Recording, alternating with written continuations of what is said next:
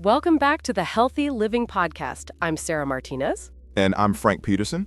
Before we dive in, Sarah, I have to tell you what happened to me yesterday at my doctor's appointment. Oh no, what now? So I'm sitting there, and Dr. Williams asks me how much water I drink daily. I'm thinking, easy question, right? I tell him confidently, oh, plenty. I have my coffee in the morning, maybe some juice, and he just stares at me. Let me guess, coffee and juice don't count? Apparently not. He goes, Frank, when did you last drink plain water? And I'm sitting there like a deer in headlights because honestly, I couldn't remember. Turns out I've been walking around dehydrated for who knows how long. That's actually perfect timing because today we're talking about something that affects most of us over 50 and we don't even realize it. The hidden dehydration crisis among seniors. And before you think this is another one of those drink 8 glasses a day lectures, trust me, it's not that simple. Right, because here's what they don't tell you. Our bodies change as we age, and the rules we followed in our 30s just don't apply anymore. So, Frank, after your wake-up call yesterday, did you actually look into this? You know me, I went down the rabbit hole. And Sarah, the numbers are scary. Studies show that up to 40% of seniors are chronically dehydrated, and most don't even know it. I've been researching this for months now, especially after Emma mentioned that I seemed off during our last video call. She said I looked tired and my skin seemed, well, she was diplomatic about it. What did she actually say? She said I looked like a raisin that needed water. 23-year-olds have no filter. Brutal but honest. So what's really happening here? Why are we suddenly terrible at something as basic as staying hydrated? Well, first off, our thirst sensation weakens significantly after 50. It's not just in our heads, it's physiological. Our hypothalamus, which controls thirst, literally becomes less sensitive. Wait, so when I don't feel thirsty, I might actually be dehydrated? Exactly. By the time we feel thirsty, we're already behind. It's like your body's check engine light is broken, but the engine still needs oil. That explains a lot. Dolores always tells me to drink more water, and I'm always like, but I'm not thirsty. Turns out my wife's been right this whole time. Don't tell her I said that. Your secret's safe. But here's the second issue. Our kidney function naturally declines. Even if we do drink water, our bodies aren't processing it as efficiently as they used to. So we're fighting on 2 fronts. We don't feel thirsty, and even when we do drink it, it's not working as well. Precisely. And then there's the medication factor. How many prescriptions are you taking these days? More than I'd like to admit. Blood pressure meds, cholesterol medication. Right. Diuretics, blood pressure medications, even some antidepressants can increase fluid loss or affect how our bodies retain water, but nobody sits you down and explains how this changes your hydration needs. I wish someone had mentioned that when they handed me my first prescription. Instead, they give you this tiny pamphlet with side effects in microscopic font. And let's be honest about the bathroom situation. How many of us avoid drinking water because we don't want to get up at night? Oh, we're going there. Okay, yes, guilty as charged. I deliberately stopped drinking anything after 6 p.m. because I don't want to be up every 2 hours. It's a real concern, especially for those with mobility issues. But we're creating a cycle where we're chronically dehydrated, which actually makes us feel worse, which makes us less likely to stay active, which compounds the problem. So what does dehydration actually look like in people our age? Because I'm realizing I might have been attributing symptoms to just getting older. That's the insidious part. Fatigue, brain fog, constipation, dry skin, even mood changes. We assume it's just aging when it might be dehydration. I've been blaming my afternoon energy crashes on everything except not drinking enough water. Last week, I told Dolores I might need to see a sleep specialist because I felt tired all the time. Did you notice any improvement after yesterday's revelation? Actually, yes. I forced myself to drink 3 full glasses of water throughout the day, and I didn't have my usual 3 p.m. slump.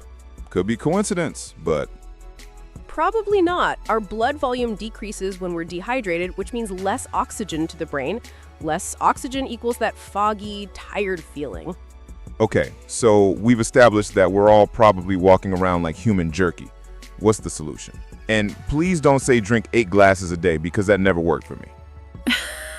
No, that's actually outdated advice anyway. The 8 glasses rule was based on total fluid intake, including food. Plus, it doesn't account for individual needs, climate, activity level, or medications. So what should we actually be doing? First, start paying attention to your urine color. I know it sounds gross, but it's the most reliable indicator we have. Pale yellow is good. Dark yellow means you need more fluids. I can handle that. What else? Eat your water. Seriously, about 20% of our hydration comes from food.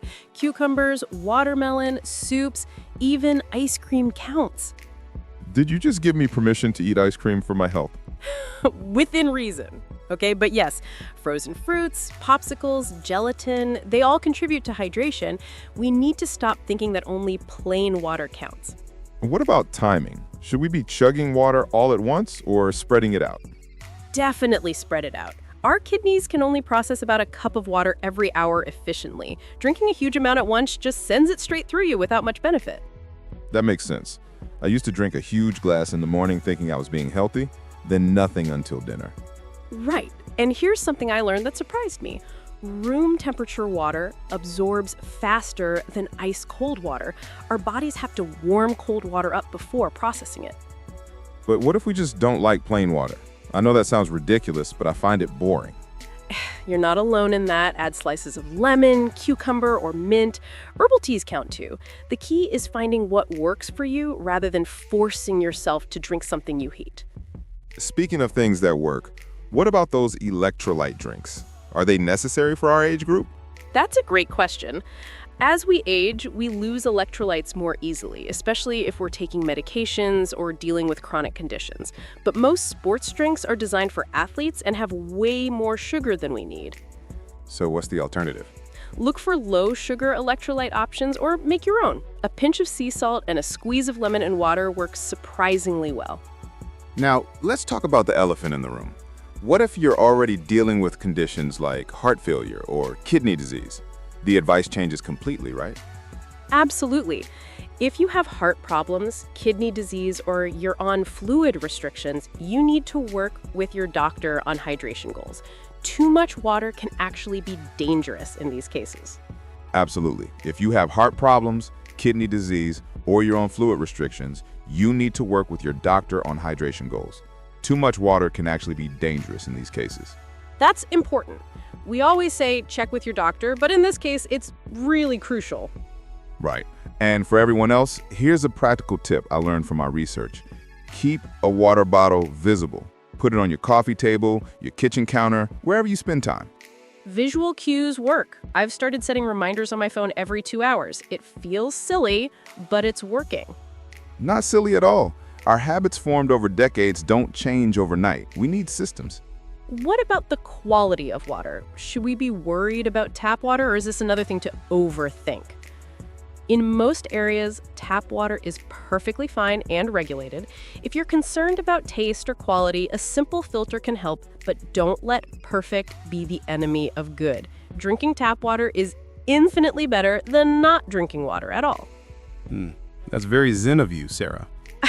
I have my moments. But seriously, I think we overcomplicate hydration. Start simple. Pay attention to how you feel, check your urine color, and gradually increase your fluid intake. And be patient with yourself. I've been trying to change this habit for exactly 3 days, and I've already forgotten twice. That's normal. The key is not giving up when you slip up. Just like any health habit, consistency over perfection. Before we wrap up, let's be real about one more thing: the cost. Are we adding another expense to fixed incomes by focusing on hydration? Actually, proper hydration might save money. Think about it. Fewer doctor's visits for fatigue, constipation, or urinary tract infections. Better sleep, more energy, clearer thinking. Plus, water is still the cheapest beverage option. Even fancy filtered water costs less than soda or juice. Exactly. And if you're eating more water-rich foods, you're probably eating healthier overall, which can reduce grocery costs in other areas. So let's bring this back to where we started. I walked into my doctor's office yesterday, thinking I was doing fine, and walked out realizing I'd been unknowingly dehydrated for months, maybe years.